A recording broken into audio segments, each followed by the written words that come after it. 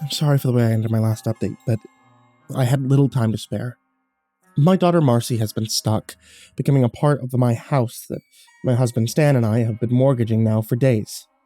First it started with her hand, then it pulled her in further. It ate a priest, and it retaliated when we tried to smash it apart. I thought we had exhausted all options by this point, but I was wrong. We've been wrong this entire time. And now that I can speak with a level head, I can get the story straight. I called Tim as I raced to the house and told him what his brother was about to do. Jesus, you need to call the cops, Tim told me. I thought of the power that house seemed to exert over anyone that came close to it. No, we can't let this thing hurt more people. It controls anyone that steps foot inside, but I need your help.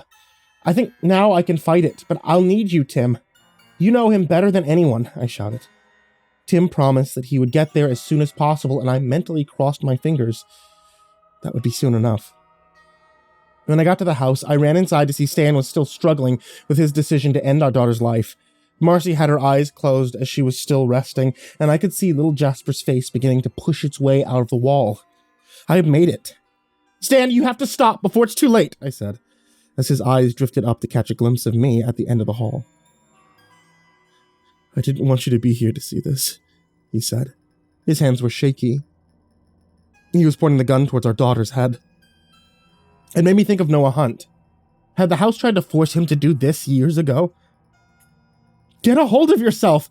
Don't you see the house is controlling you? It's been doing that to both of us, to everyone that's ever come here, I said as I took a step forward.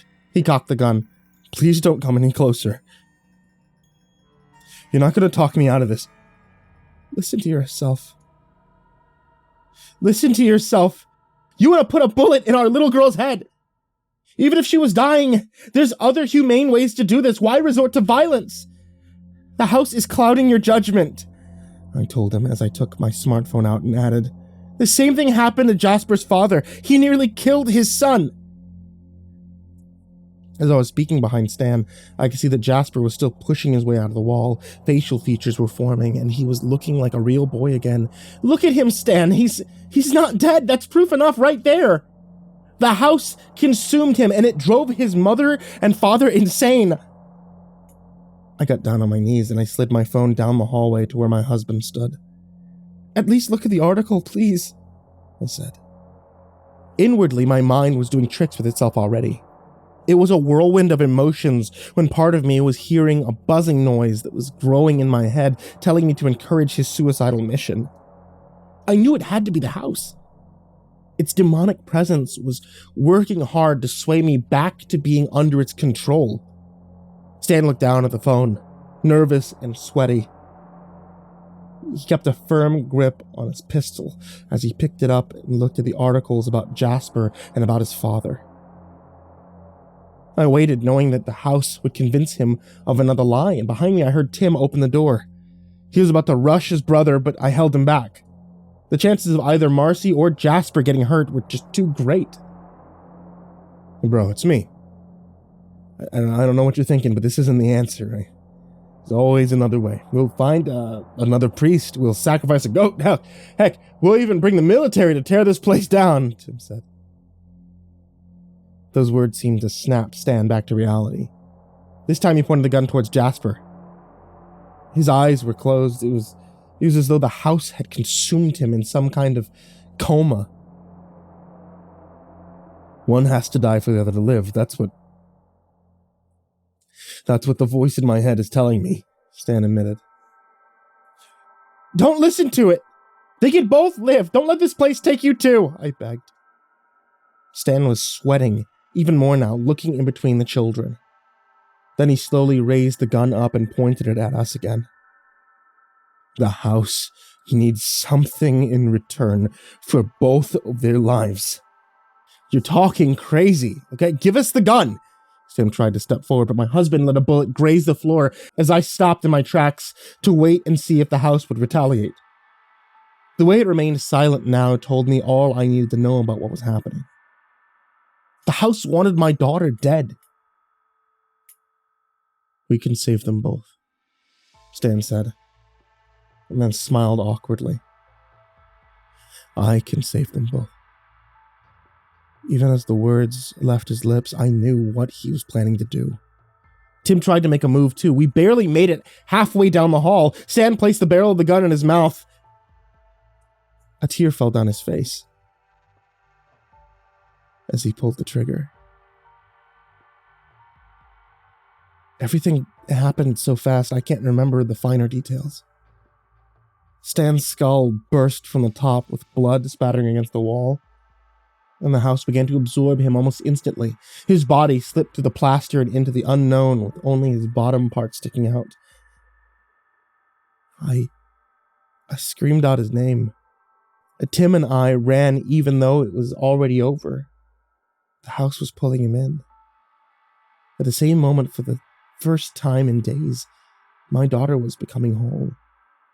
Stan's sacrifice had worked somehow, and I hugged her neck as Tim helped Jasper, neither of them really breathing well, though, I realized. All I could do was stifle the tears as I watched my husband disappear into the house as a sacrifice for those two, and then I pulled Marcy up and I started to move outside the house. As soon as Tim and I were outside, we called the police and the hospital. This time they responded instantly. I thought of all the time the house had impeded us in its desperate attempt for us to kill ourselves. I thought about all the ways that it had controlled everyone who came close to it, and in the end how my husband had to sacrifice himself for all of us to be free. Tim and I told the first responders a different story, though. How that the space between the walls was used to hold Jasper hostage for the past 6 years. I detested this story, though, because it was a narrative that painted my husband as a child molester and a killer, but there wasn't much alternative. They would never believe the truth. Now the house was quiet. It was satisfied with all the chaos it had brought into our lives. But I wasn't. There was still one wrong I felt I could make right. So I arranged for Tim to watch Marcy, and I went down to the correctional facility as planned. I felt it would make the most sense hearing it from me, someone who dealt with the same trauma. And when I saw him being brought in behind the glass to speak to me, I knew that he had suffered for too long. "Who are you?" he asked. I told him, and I explained how I owned the house that he once lived in. That seemed to spark a little light in his eyes. "So, who did you lose?" Noah wondered. "That's what I came to tell you. I didn't lose anyone. I saved them. I saved my daughter. And I saved your son, too. He's in the county clinic right now." Noah frowned. He didn't seem as excited as I hoped. "That isn't possible." "No, it's true. CPS is going to put Jasper in a foster home until your sentence is commuted. I'll even speak for you at your next parole hearing if you need." "My son is dead. I shot him myself to save him from that house," Mr. Hunt said, and leaned forward as he saw confusion written on my face. "You killed him?" I repeated slowly, the words making sense. We both sat there in silence as we realized what had happened. "And you let it out to go to another house, to spread."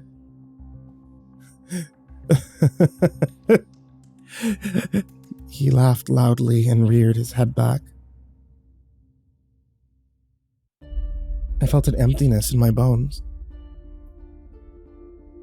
It was always a trap. Always.